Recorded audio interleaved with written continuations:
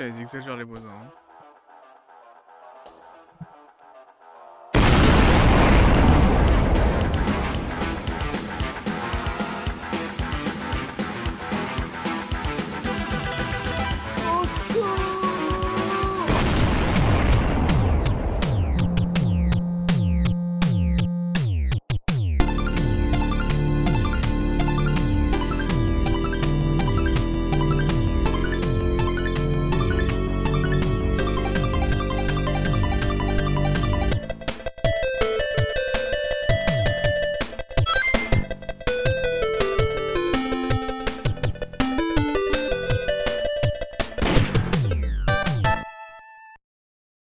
Salut à tous et bienvenue dans ce nouvel épisode de The Game Tales sur Doom. J'ai une question. Oui Bobby, je t'écoute. On est dans le bureau. Il est où le décor? Eh bah puisque tu demandes, hein, il a explosé durant l'intro. C'est pas une technique de merde parce que t'as la flemme plutôt? Eh bah tu sais quoi, puisque t'en as à foutre, t'as qu'à la réparer toi-même. Créé par John Carmack et John Romero, Doom est un FPS, First Person Shooter, sorti en décembre 1993 et publié par ID Software. Une légende du jeu vidéo qui lança à lui seul le genre du FPS. Bon, techniquement c'est pas vrai, mais ça on va en reparler de toute façon. Et d'ailleurs, le jeu a tellement eu une influence énorme sur le FPS que pendant 10 années, on a appelé les FPS des Doom-like. Bref, pour comprendre d'où vient le jeu Doom, nous devons de retourner en l'an 1990. C'est le code de la route ça. Ta gueule. En 1990 donc, 4 employés de la société SoftDisk se rencontrent. John Carmack, John Romero, Tom Hall et plus tard Lana Roth. Ces 4 gredins forment ainsi le groupe AFD, Ideas from Deep. En septembre, Carmack crée un système permettant de fluidifier le side-scrolling d'un jeu, notamment pour Commander Keen, un jeu qu'il va développer en parallèle de son travail chez SoftDisk. Lui et Tom Hall passent ainsi plusieurs soirées à créer une réplique du jeu Super Mario Bros 3 sur le moteur de Dangerous Dave, un jeu de Romero. Quand ce dernier voit le résultat, il est impressionné et l'équipe envoie le dit résultat à Nintendo qui les félicite mais leur font gentiment comprendre qu'ils ne peuvent pas faire ça. Ils vont donc réutiliser leur démo et créer le fameux Commander Keen. Ils vont même se faire taper sur les doigts par leur patron parce qu'ils faisaient ça pendant que le patron ne regardait pas, durant les heures de travail.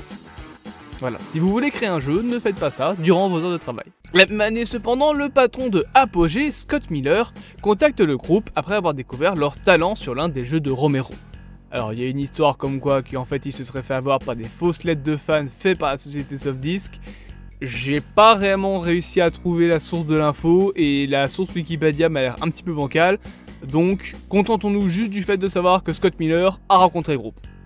Apogee finira ainsi par publier le premier Commander Keen et quelques temps plus tard, Carmack Romero, un autre Carmack nommé Adrien, qui n'a rien à voir avec John, lance leur studio, embauchant par la suite Tom Hall, Jen Wilber et Cloud pour former officiellement ID Software. Durant les premières années, le studio vendra ses jeux, notamment les autres jeux Commander Keen, avec le système de shareware qu'avait inventé Scott Miller. En gros, ce système permet de vous faire jouer au premier épisode d'un jeu de manière gratuite, et vous pouvez même le partager à des potes, totalement illégal. Par contre, si vous voulez continuer à jouer au jeu et à ses prochains épisodes, là par contre, vous allez devoir payer. C'est un système qui a été utilisé pour la saga Doom jusqu'à Doom 2. Mais pour l'heure, nous sommes en 1991 et le studio développe Wolfenstein 3D, un jeu inspiré des jeux Castle Wolfenstein et qui sera la base pour Doom. Wolfenstein 3D, qui sort en 92, est une colossale réussite qui inventa plusieurs systèmes qui sont réutilisés pour Doom. Carmack s'attardera de son côté à améliorer justement le moteur graphique de Wolfenstein, qui sera vendu sous licence à Raven Software pour leur jeu d'aventure Shadowcaster. Le moteur qui sera créé pour Wolfenstein et qui sera par la suite utilisé pour Doom a cependant quelques limitations techniques, comme le fait de ne pas pouvoir faire de pièces l'une au-dessus de l'autre.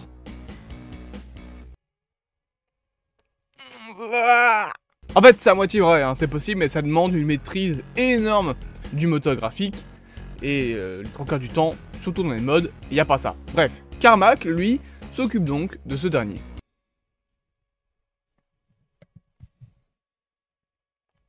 Bobby? Oui, je dois réparer, t'as vu? Mais il est arrivé cet imbécile en plus. Après la sortie de Wolfenstein, Carmack revient avec la licence Commander Keen, mais Romero et le lead artiste du studio Adrian Carmack sont eux plus intéressés à continuer dans des styles plus sombres, comme celui de Wolfenstein.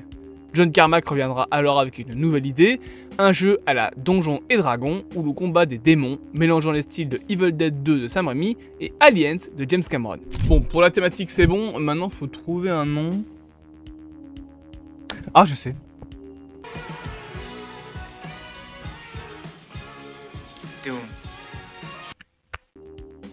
Le développement commence en novembre 1992, après que AD Software ait décidé de se séparer, en bons termes, de Apogee et de publier eux-mêmes leurs jeux. Je précise ça parce que souvent quand deux entreprises se séparent, c'est qu'il y a eu une engueulade, mais là non, d'après les infos, ils sont séparés en bons termes, juste les deux avaient des opinions différentes, et ont continué leur chemin tranquille. John Romero et John Carmack servent ainsi de programmeurs, Adrian Carmack et Kevin Cloud comme artistes, et Tom Hall en tant que designer. Et justement, c'est ce dernier qui sera au cœur des premiers soucis et des plus gros au début de l'histoire du développement de Doom. Tom Hall était un créatif, qui aime les bonnes histoires, et il n'était pas fan du peu de lore et de background qu'avait eu Wolfenstein. Il comptait donc cette fois-ci bien insister sur Doom. Il livrera donc un énorme document nommé la Doom Bible, dans lequel il met tout le lore, le background et l'histoire qu'il invente pour le jeu. Si Romero aime l'idée, Carmack lui répond, je cite, « L'histoire dans un jeu, c'est comme l'histoire dans le porno, c'est attendu, mais pas important. » Attends, quoi? Et oui, si Romero, au départ, est le créatif de l'équipe, Carmack, lui, est plus dans le côté technique et finir le jeu à temps et de bonne manière. C'est-à-dire que le jeu doit être terminé, quoi. Il ne doit pas y avoir de bugs, il ne doit pas y avoir de problème, le jeu doit être nickel. Et au final, malheureusement, Romero finira par devoir se ranger du côté de Carmack. Hall devra donc modifier 2 fois sa Bible pour enlever des choses, en rajouter d'autres, en modifier certaines, et correspondre à la vision pointilleuse côté technique de Carmack. Et sachez que cette idée de Romero de couper des trucs cool, des idées cool au niveau du lore et même au niveau de certaines quêtes, c'est ce qui fera que quelques années plus tard, Romero quittera ID Software après la sortie de Quake 2. Et par la suite, il créera son studio, Iron Storm, et fera des katanas. Ouais, on n'est pas parti sur de bonnes bases, je crois. La vérité est que Tom Hall voyait en Doom une manière de s'épanouir et de laisser exprimer sa créativité, là où le reste de l'équipe voulait sortir un jeu. Romero notamment voulait faire du plus violent, plus brutal, et cela ne collait pas avec le côté axé sur les personnages et le lore que voulait apporter Tom Hall. Cette guerre entre Hall et le reste de l'équipe ne s'arrangera pas quand, après une réception publique d'une bêta du jeu, il sera décidé de ne plus du tout utiliser la Bible de Hall, ce qui le mettra en rogne et le fera tout doucement arrêter de travailler sur le jeu.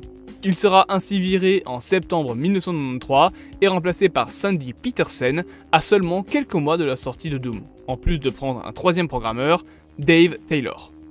Petersen fraîchement arrivé et Romero sont en charge de créer les niveaux, tandis que John Carmack, lui, implémente le multijoueur et le concept du deathmatch dans le jeu. Ouais, Doom a entre guillemets aussi créé le deathmatch. Le jeu sera en grande partie codé sur un PC Next avec un codage ANSI-C. Me demandez pas de vous expliquer ce que c'est, je suis pas informaticien. Carmack et Romero, passant même le plus clair de leur temps à modifier les features du jeu et à faire que tout ça soit fluide, que de réellement s'occuper du concept même du jeu. Et pour compiler les fichiers, les niveaux, les sons, tout ce qu'il faut compiler quoi, Carmack et Romero utiliseront le fichier WAD. Et pour ça, je laisse Bobby vous expliquer ce que c'est. Bonjour! Aujourd'hui avec Bobby, on parle des fichiers WAD. Le fichier WAD, diminutif de Where All the Data, est un type de fichier créé par ID Software, afin de faciliter la création de modes de la part de la communauté. Cette décision a été prise après que les fans de Wolf 3D se soient rendus compte de la difficulté de créer des modes pour le jeu. Ainsi, le WAD a permis la création de très nombreux modes, de Star Wars jusqu'à encore aujourd'hui avec un très connu MyHouse.wad. Dans la seconde moitié de 1993, la team passera le plus clair du temps à améliorer le jeu et son moteur, qui finit sur les rotules à force de rajouter des features. Je rappelle qu'on est encore sur le moteur de Wolfenstein, un peu amélioré mais on est encore sur le même moteur. Vous regardez la tronche de Wolfenstein et la tronche de Doom et vous comprenez bien pourquoi en 93 le moteur y suivait plus. Taylor ajoutera le cheat code et fin 93, Carmack finira d'implémenter le système de multijoueur de Doom. D'ailleurs, Apparemment, ils l'ont testé sur 2 ordinateurs distincts dans les bureaux d'ID Software à ce moment-là. Adrian Carmack de son côté, avec Kevin Cloud, seront chargés des graphismes du jeu. Pour l'anecdote d'ailleurs, c'est le bras de Cloud, pas de Final Fantasy, hein, le Cloud de la vidéo, s'il vous plaît, on suit un petit peu, merci, qui fut utilisé pour le bras du Doom Guy, le fameux personnage principal de Doom. En plus, Don Ivan Pachnaz et son fils Gregor Pachnaz, je sais pas de quel pays ils viennent, mais les noms c'est compliqué, seront embauchés pour designer les monstres et l'environnement du jeu. Pour les sprites des monstres, certains ont été faits en argile, puis photographiés en stop motion et digitalisés en 2D. Les armes, quant à elles, étaient des jouets combinés pour en faire plusieurs armes. Bref, un ensemble d'effets pratiques ont été utilisés pour le jeu, et ça, moi, j'aime bien. Et maintenant, on va parler de musique. Les musiques du jeu sont composées par Robert Prince, qui composera parmi les thèmes les plus connus du gaming, comme Doom's Gate, ou encore le thème du premier niveau, également très connu. Il s'inspirera de groupes comme Alice in Chains et Pantera pour créer les thèmes qui seront ensuite assignés à chaque niveau. La BO du jeu ayant été composée sans le jeu terminé au préalable. Ce qui n'a pas été le cas des bruitages des monstres, eux encore une fois faits par Prince, mais cette fois-ci une fois le jeu terminé. D'ailleurs pour l'anecdote, Robert Prince, dont le nom complet est Robert Caskin Prince III, se fait appeler dans le milieu professionnel Bobby. Après 2 reports qui auront valu au studio de se faire engueuler par une communauté de fans un petit peu pressée, le jeu sort finalement le 10 décembre 1993 et est uploadé sur les serveurs d'une université du Wisconsin. Oui, c'est vrai. Quand le jeu sortira réellement, il utilisera le système de shareware, donc le fameux système de Scott Miller qui veut dire que le premier épisode était gratuit et que pour le reste, fallait payer. Et quand le jeu sort, 10 000 personnes tenteront de le télécharger.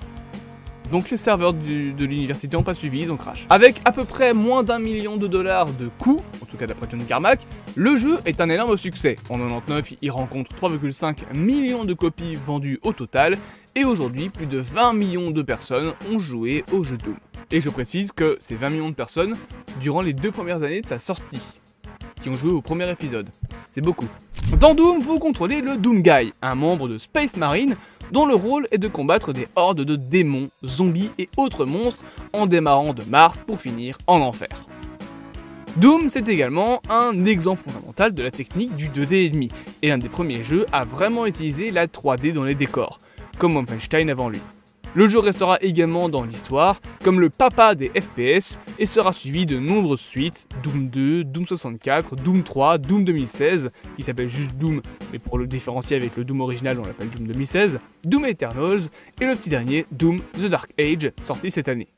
Il y a eu aussi 2 très mauvais films, dont un avec Dwayne Johnson, mais malgré tout, le jeu aura marqué à jamais les joueurs avec son style violent et gore, et influencera de nombreux jeux comme les jeux Duke Nukem, que vous connaissez peut-être grâce à JTG, qui iront encore plus loin que le Doom lui-même.